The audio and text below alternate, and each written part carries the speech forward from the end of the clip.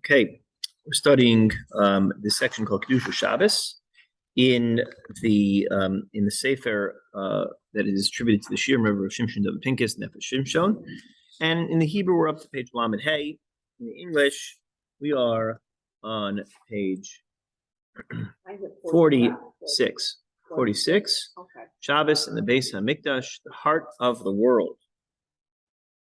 The koteret of this section is V'hazar hakarev yumas, that a stranger who comes close to the temple shall surely die. It's one of the punishments. We talked about it on Shabbos, that if you offer a ketoret and you're a non-kohen, you're going to die. I mean, that's the punishment. So yesh makom echad nosa b'torah, v'matzanos tofa'ah mufla zu she'al hastia hakala b'yoser ma'alacha chayav misa. There's only two times we find a very slight infraction with such a severe punishment of death. What are they? Shabbos and encroaching the temple as a stranger. Right? You give pause and you think about everybody shouting, "Who does the Temple Mount belong to?" and this and it's frightening. But there, Jews say, "Look, it's ours," but we are not so keen on going up there. And there are some poskim say you can't. Others say you can around the perimeter. As long as you, of course, wait 7 days. When you go to the mikvah, everyone has to wait. It's like preparing for nida, but it's kind of off limits. So especially if you go in the wrong area, it's punishable with death. So while we don't want harabayas in other foreign hands, we certainly don't want other houses of worship constructed there or trees planted up there. But we shouldn't necessarily be rushing to get up there unless we knew for sure that this is that the area we're stepping on is not yet it's not in the forbidden areas. So the Beis Hamikdash and Shabbos are the two institutions that, violating what seems like a very minimal crime, incurs a death penalty. And the question is why? Why do we have such a severe punishment for both Shabbos and for going into the Beis Hamikdash, going into the temple? Yesh makom machanosa v'tarsuged. The Beis Hamikdash in the temple, ha'onish hamutza avor pu'ula lo nechona al pi halacha, lo te'eh ketana pshuta b'yoser u'chiyuv misa. So in the temple, the punishment for a small infraction is misa, is death. The dugma, Yehudi she'eino kohen. Let's say you have a non-kohen, so that is probably, you are related to a kohen, right? But no, I think your father's a kohen. But we are I'm not a kohen. No one else is kohen here. So if any of us were to enter the sanctuary, let's say you prepare beforehand. You go and you daven and you say Tehillim and you go to the mikvah, b'kedusha, b'tara, be'ava, and you love Hashem and you fear God, like your Nadav Avihu, sons of Aharon who were Kohanim. Then you go into the mikdash, Yaakov carbon Hashem, you bring carbon to Hashem, in kol kavanos aniskavos, with all of the lofty and proper intent. You mean well. Despite the fact you were genuine, despite the fact you were sincere, that you did all the preparations, you're still going to be punished with death. Well, Aaron's sons were Kohanim, not the Vanaviyu. Right. So you can imagine if you weren't a Kohen. And this is one of the differences I said between why in Parshas Akev did Moshe make mention, I said the Shabbos, only of Das and Vavirim and not Korach.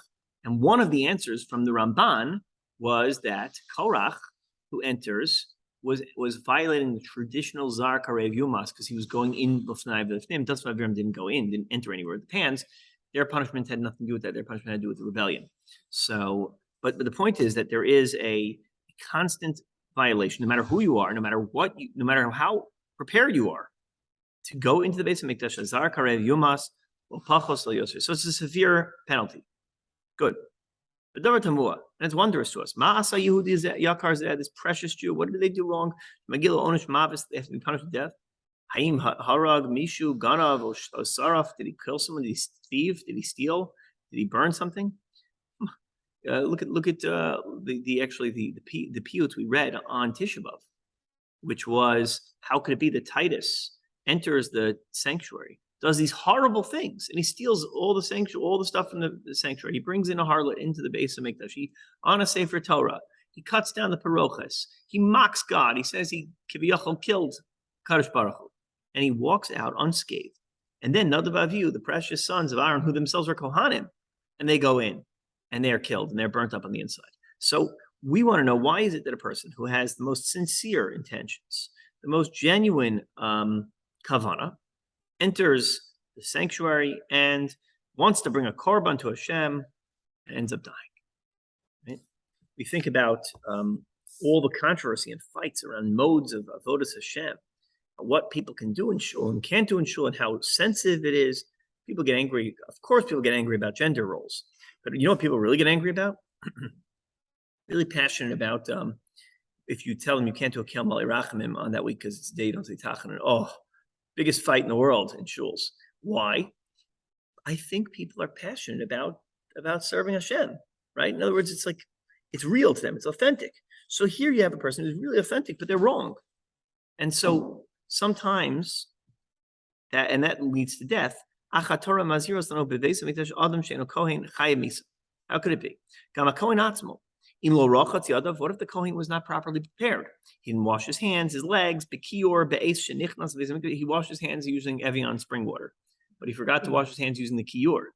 Doesn't work. Not good enough. He's like a zar. So another Avihu, one of the many opinions was they did wrong, was they were missing the requisite clothing. Perhaps they didn't wash their hands. Perhaps they were drinking a little too much. Kiddush. Let's say the guy's wearing $1,000 suit, but he didn't wear the proper big kahuna. Death. He's one extra garment. Let's say he not only has the 8 begadim, but he has a 9th beged he puts on, or the 4 begadim, and he puts on a 5th beged for the regular Kohen. What is that punished with? Death, right? So that's very scary.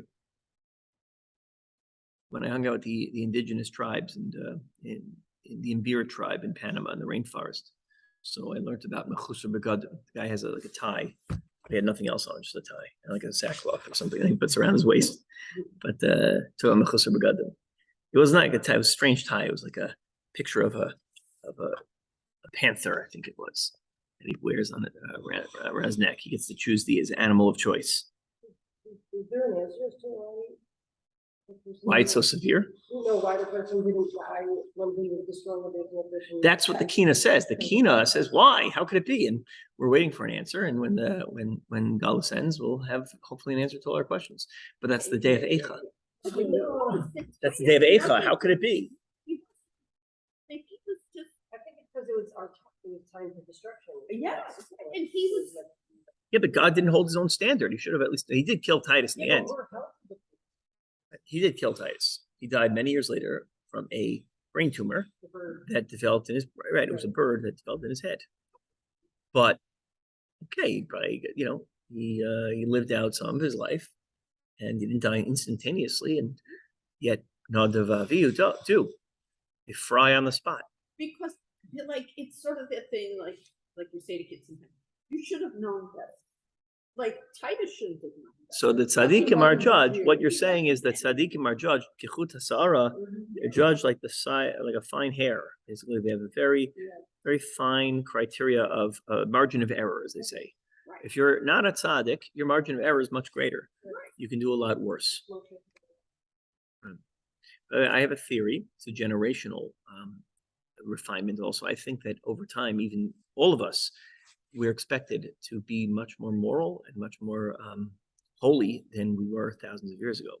For instance, if you look even biblically, the notion of killing was like, okay, you kill. It's like killing was like one thing you could do wrong. It wasn't like the worst thing in the world. If someone kills today, that's it, right? There's nothing else.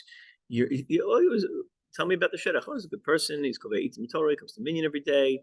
Never misses a day with tefillin. He does chesed on the side. Gives tzedakah. Okay, what else? He killed someone once. All right, yeah. What else? I mean, you would never. It would be like one simple avera. But today, of course, we're refined. Talk about the institution of slavery, right? Today, it's abhorrent. But biblically, it's part of life. It's you buy land, you buy a person, no problem. And society changes. And as society grows, we become closer. If Cook writes about this, we become closer to the truth. right? And the Torah understood that its own nature and didn't say it was good to have slavery, but since it was a reality, you had to treat a slave properly. Nowadays, it's not a reality anymore. We have a lot of things like that. Even the way it's not necessarily gender roles in mitzvahs per se, but the treatment and the sensitivity around seeing those roles, it's become refined over time, and it's a different. And I think that when you look at society, when you look at people suddenly discovering new morals that they never knew existed beforehand, and everyone's uncomfortable, like, how could it be? What do you destroy a statue? That's part of our state. But, well, we realized that there are mistakes from our past, and this is not who we glorify and not who we celebrate. And there's certain flags that are offensive, and we don't put them up there. And it doesn't mean that everyone's a Russia. It means that for their time there was a certain moral expectation. And now we're moving forward. That's actually part of the DNA of the human condition over time. We get more refined over time, and the Mos Mashiach arrive, and not only are we as perfect as we can be for our time, but a time is as perfect as it can be as well. So it's interesting that we're riding on the shoulders of greater people. Who could you imagine if kids in the shul sold their brother to slavery and threw him in a pit? And you never talk to those kids. But these are the greatest tzaddikim of that time. So there's a refinement that happens over time also. So to understand when things happen, there has to be a sense of awareness that we don't get the full picture of what it's about. But anyway, Gam HaKohen Atzmo lo im lo rachot yadav because he didn't wash his hands. Also, if he's missing the requisite clothing, shabgadim lo midam meduyekes shelo. Let's say the clothing didn't fit him. You used to buy clothing for kids that were too big, shoes. They'll grow into it. That was my mom's famous words when shopping. Everything was baggy because grow into it. Because you're not going to buy clothing constantly. You didn't have Amazon. Things are expensive, so everything you grow into it. They'll grow into it. So if you did that for the Kohen, you'd be chayiv misa. You can imagine the queen on off with his head, everything you do, off with his head, right? On Alice in Wonderland. Ne'at aruchim uktzara midaso avodas psula v'chayiv misa. Lo pachos bisman shebigdem aleim kunaschem aleim ein bigdem aleim ein kunasam aleim. So when their clothing are upon them, they're kohanim. When their clothing are not upon them, not kohanim. V'im chalila nimtza ravav. Big day Kohen. What if he has a coffee stain on his clothing? Right? A shanda. Gam bezel avodas psula, his avodas pasol, and the Minchas Chinuch writes pashut shechayev al zeh misa. It's obvious that not only was the avodah be no good, but the Minchas Chinuch paskins that he would deserve the death penalty as a result.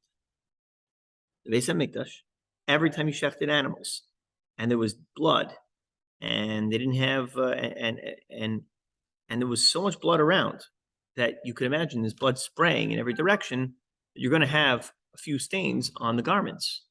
But if one of them hit the garment, right, as if it was like a little drop of a mark, of a brown or a dark mark on an esrog, you look at it in a giant glass, so what do they call what do the jewelers use? A loop. Thank you. You would look at the loop, then it would be puzzle. The avodah would be puzzle. A little drop of blood on the clothing. So with all the blood that's flying around in the temple, do you have any blood on your clothing? The Minchas Chinuch say you're chayiv misa.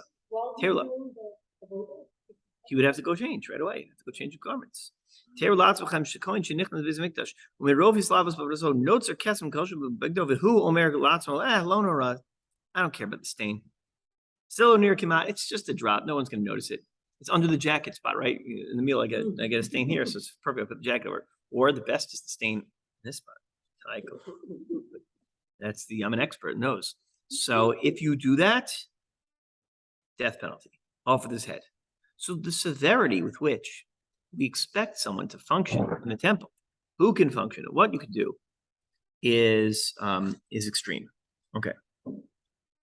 But also, I think something that we always forget, like, we go in the supermarket, you buy whatever you can buy, it's clean, it's plastic wrap, right? People, I think, At that time, the horror of actually killing was very different than it is today. Because everyone, in order to survive, had to do a little killing. You know, an animal, this, that, and I think you saw that all around you. Life and death are viewed differently, right? We didn't live with a myth that we live forever. Right. Right. And that you were an instrument of the destruction of that land, let's say, or whatever. And Yeah, look, I think when you're around death more, at least if you work the land, or you become accustomed to it, it's not as big a deal, right? Because we all live and we all die, and it's just part of life. yeah. So you look at it differently than I think today. We are so horrified by even somebody runs up or a squirrel or something, and you're horrified by it. Well, you know, when you have a kid killing squirrels with like a fork in the backyard, that Oh well, I worry about that's I worry about the next Jeffrey Dahmer. yeah. Okay, so let's Kol Zeh the Kohen she'ovid b'chelik hakodesh shebeis mikdash. All of this is the Kohen who does the work in the holy section of the Beis Mikdash, the Kodesh. When you get to the Holy of Holies, forget about a drop of blood. The wrong thought that crosses your mind when you enter the temple. If you enter the temple and all of a sudden you think, oh, I got to go pay my Verizon bill, right? All of a sudden, that's it. One machshava psula, and that's it. Afilu machshava isabzels. Im hakohen gadol b'yom kippurim lo shamar al machshavaso b'kiddusha. He doesn't observe his thoughts in sanctity. Hu his chayev benafsho. Death over his head. Mishum kain kach haya kohen gadol nichnas l'sham shu kosher im chevel kashur mosnav. As a result, Shira was saying before, there was a tradition from the Zohar that the Kohen would have a rope tied to him. Ki haya sichui savir shiamos v'tzdarchu limshoch es gufaso achutza. There was a good reason to believe that maybe he'll die, and you'd have to bring his body outside. Ma inyana shel chumra kitzonis zu shematzinu v'zamikdash. Just as an aside, that's not so clear that they would tie a rope around him. It's a later idea.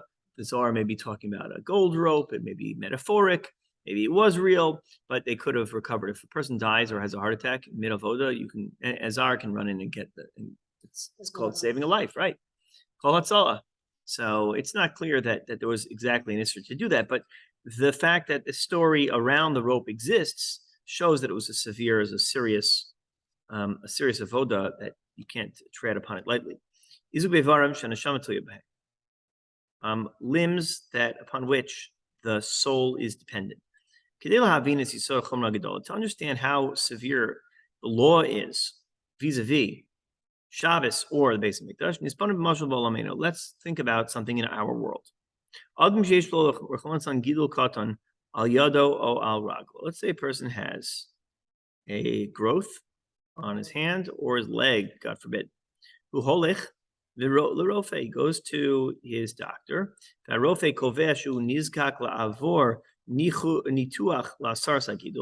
doctor sets a date to remove the growth. He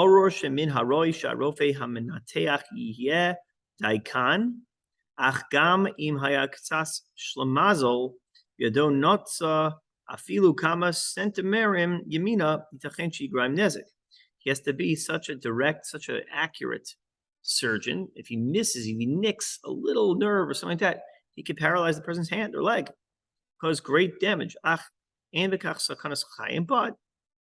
no life danger there, because after all, it's a hand surgeon, it's a leg surgeon. So the guy's going to live, may have a limp, but yeah, you can be all right. But what if you're a heart surgeon? You do open heart surgery, or brain surgery. It's a more precise expectation. It's brain surgery. It's rocket science or rocket surgery, as they say.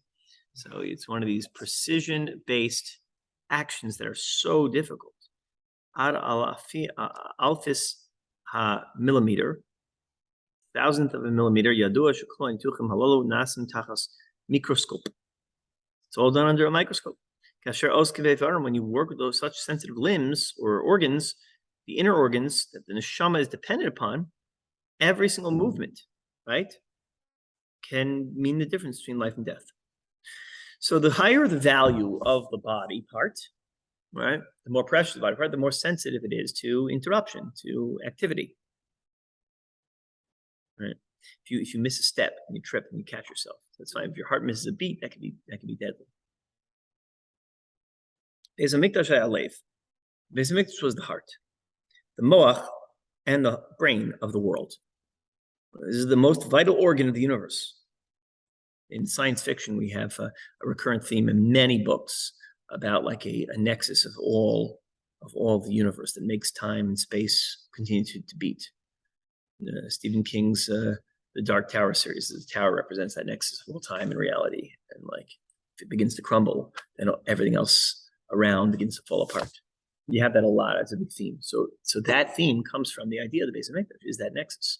So when the temple is destroyed, basically all sadness and negativity and terrible things that are still in the world right now exist because the temple's not there. So the heart's not functioning. And Shlomo HaMelech Omer Koheles Asisi li ganos upardesim. I made for myself these gardens and orchards. V'nitati behem eitz kol prain. I planted in those orchards every kind of fruit-bearing tree. Shlomo HaMelech planted in Jerusalem every kind of fruit tree in the world. It's the Medrash. And the question is, how is he able to do this? Isn't it true that kol eitz yesh lo et ha'aklim hamatim lo? Everyone has the climate. It's appropriate to it. You can't plant. In Panama, I was able to see the most incredible pineapple trees and fruits. They're delicious, but they won't grow in Nova Scotia, right? Why not? Because every environment has its climate that's appropriate for it.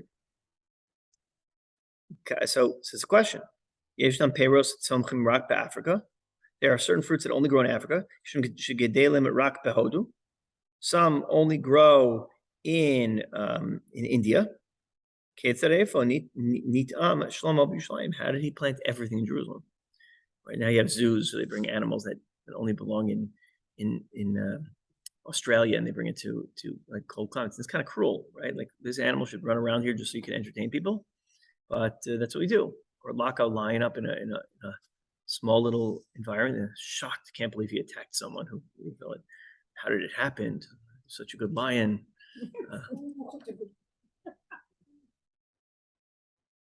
Anyway, but yeah, we actually saw we got attacked by fire ants. Thousands of them all over us. Yeah, and on top of a zip line, hundreds of feet in the middle of the jungle, and we thought we were going to jump off. It was so frightening. Oh yeah, they're all over it. We hit them up, but they don't leave. They don't. It's a different species than we're used to. You can, but there are thousands. They take a while. I mean, they're a lot more than you, so it stings. So it didn't feel like a bee sting. It wasn't like thousands of bee stings. Itches. We'll have an itch later on. But the point is that you have these species that are unique to certain climates, and they go and they attack you, and they exist in that place. And we're not used to it. And there are plants that exist, and there are beautiful flowers that are in some climates that aren't in others. So how did Shlomo HaMelech, says the Medrash, plant everything there? Reminds me of the Medrash that says that all of the evil animals of the world came to Mitzrayim, came to Egypt as a miracle in the Makas of Arov, the plague of wild beasts. God brought all the wild beasts. So a polar bear showed up in Egypt. And it says, and the Adamah, Panaran, so Hashem brought the habitat upon which they stood. So Hashem brought the environment of the lion. So it was more ferocious because he put a lion in it. In a zoo, maybe it doesn't feel the same thing. We put a polar bear in its tundra, and then it came with its environment. So as Vilna Gaon points out, that there was a Mishnah that says that there was a certain wild creature, beast, that was partially in the ground, partially out of the ground, like a minotaur, but attached to the ground. So it was alive. It was maybe some sort of a head of a beast, and it had the body of a beast, and the legs were stuck in the ground. So how did that animal come to Egypt? He brought all of the animals. So if you're medayik the pasuk, it says Hashem brought even the ground that was upon it. So he shifted the ground over to Egypt. Right. I mean, yeah. So we don't have that creature. I don't think that creature exists anymore. But there are plants, of course, that are carnivorous, right? And one of the plants I saw when I was there is you touch the side of the leaf and the whole leaf closes itself up. I have videos of them when I was I did that. Yes, I did that also. Yeah. Yes. Even what the Venus flytrap? The Venus flytrap is carnivorous, but this one is just, it's. Every time a raindrop hits it, Yeah. it closes up. Ooh. So the kash lechora, ketzad haya yochel asoskin. How can you do it? Kol eitz. How do you bring every tree there? Yishnam peirot tzomchim rak Africa, right? Okay, so how did he do it? Move on. Sham Rashi. Rashi quotes the Medrash Tanchuma. Shlomo HaMelech Chacham haya. By Yodea Iker Mashtiso She'olam. He knew how the world functioned. Lama mitzayin michlal yofi elukimofia. He understood nature and he understood the beauty of God's world. Nishtachlel kol ha'olam kulo kedetinyan. And he brought the whole world to that. It's taught Lama nikres Shema Evan Shasia. Why was it called the foundation stone? In the cornerstone of the temple was the Evan Shasia. From Mena Hushkas Olam, Hashem built the world from that stone. By Shlomo Yodea Ezo Hu Hagid Shehu Holech Lachush.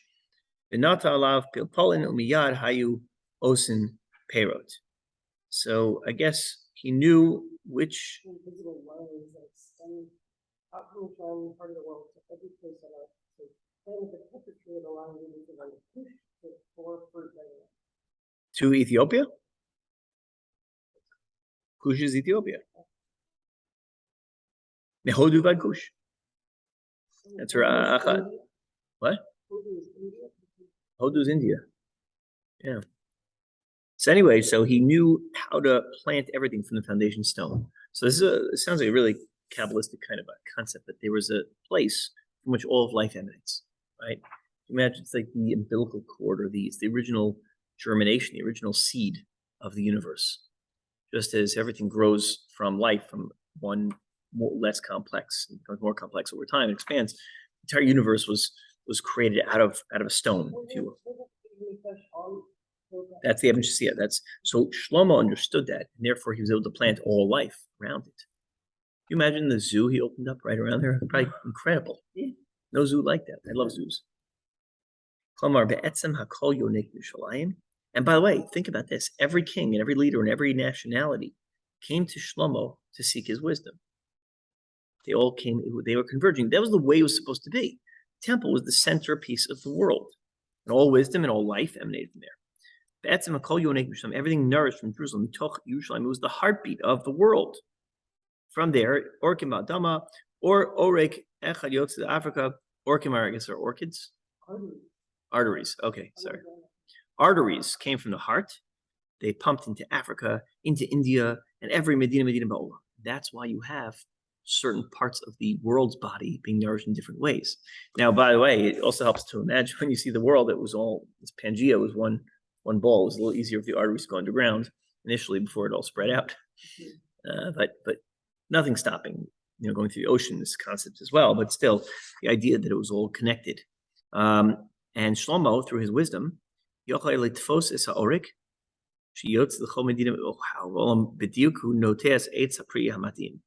was able to take that artery and reroute it so you can plant that plant there on the spot in Jerusalem. He was able to bypass it, right?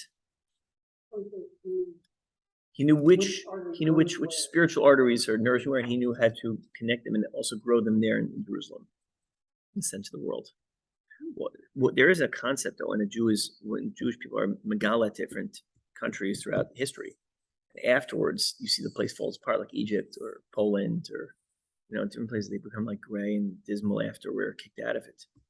We'll see what happens to Ukraine, but right now it's not looking too good.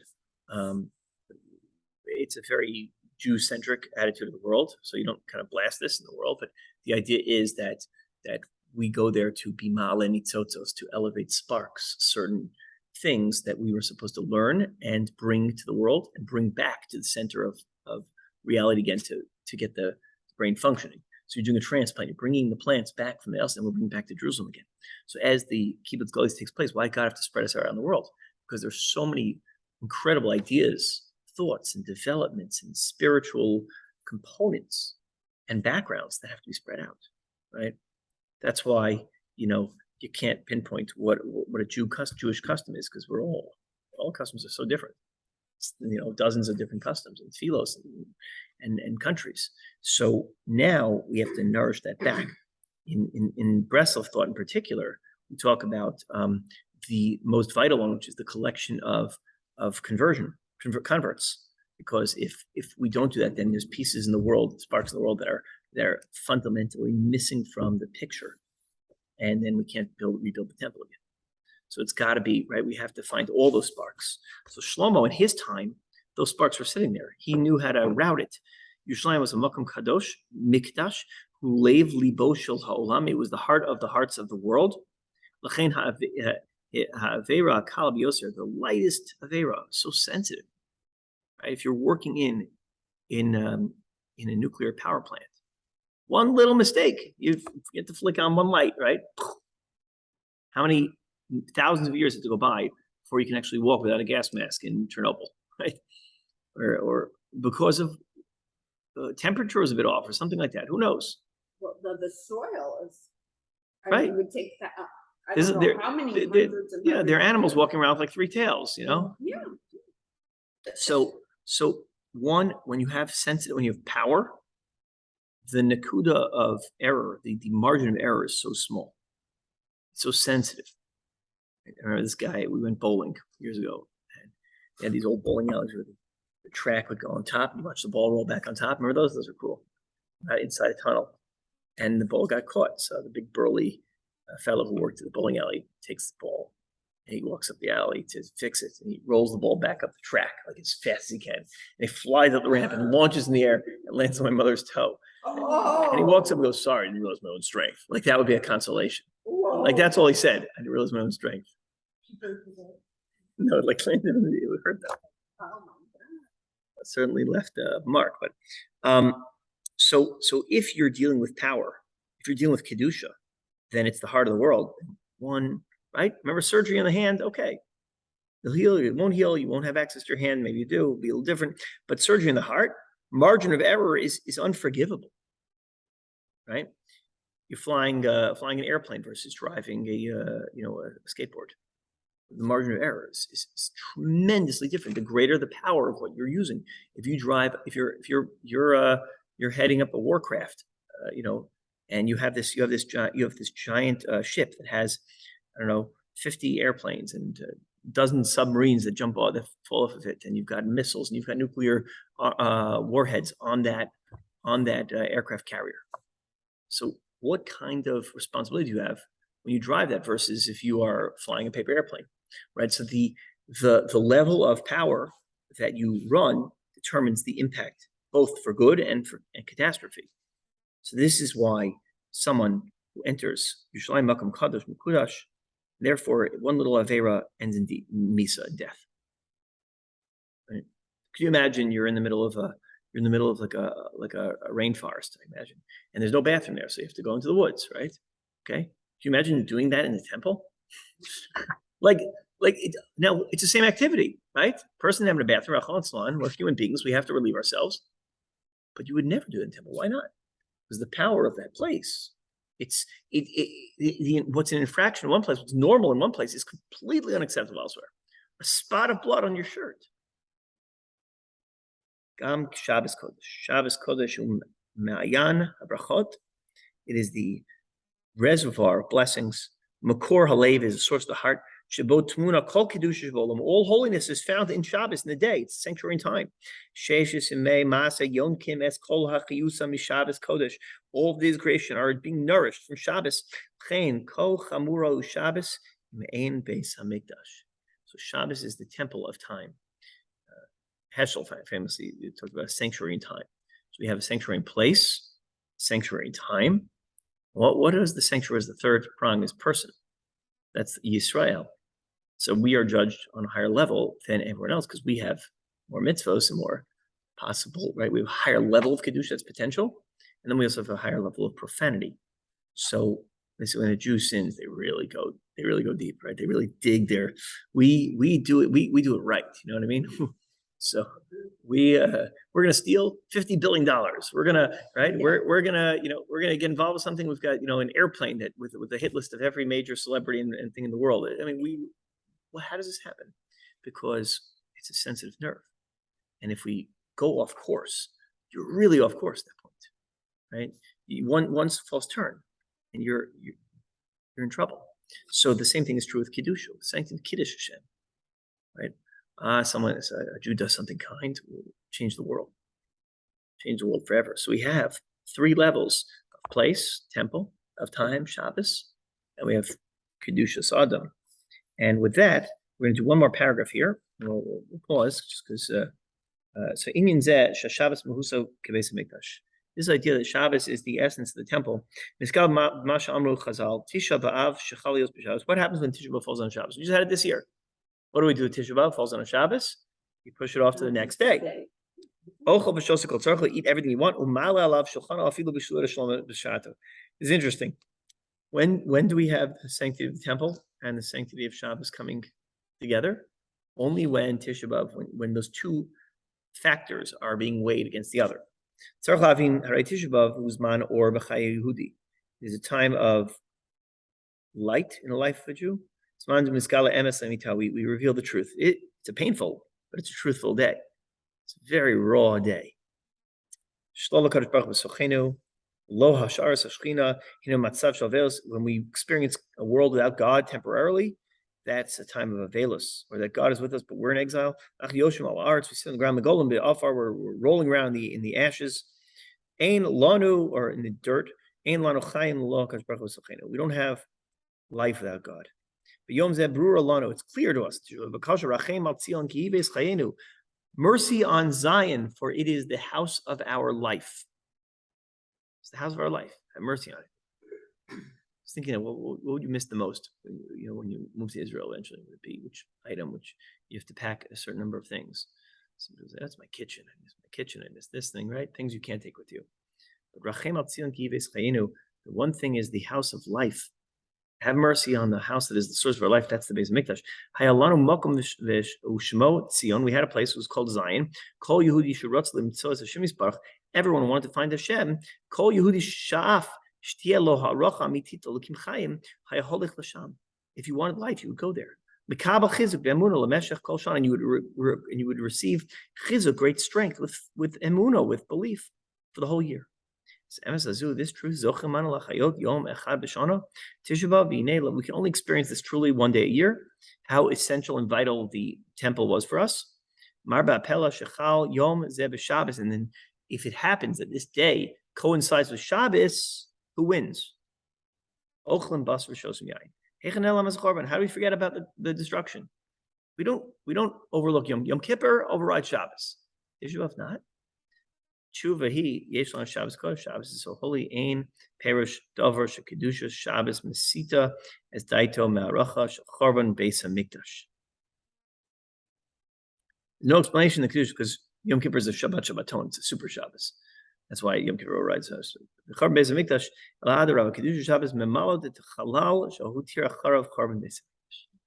The hole that was left in the universe as a result of the temple being destroyed is filled only with Shabbos today.